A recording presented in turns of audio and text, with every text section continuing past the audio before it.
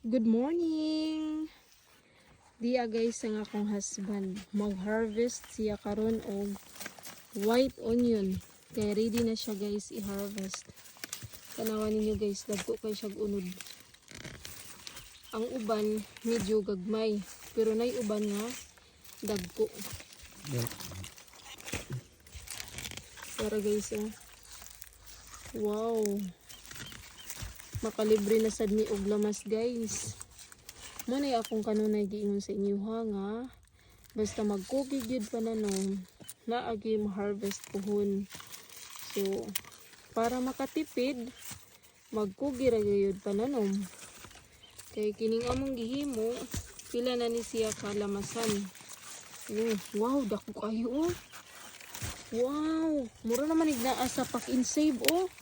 Grabe, dagkuan naman gid kaayo. First time ni namo guys nga nagtanom og white onion. Walang palandunga nga ingon anak kadagko ang iyang unod. Maka-amaze kaayo.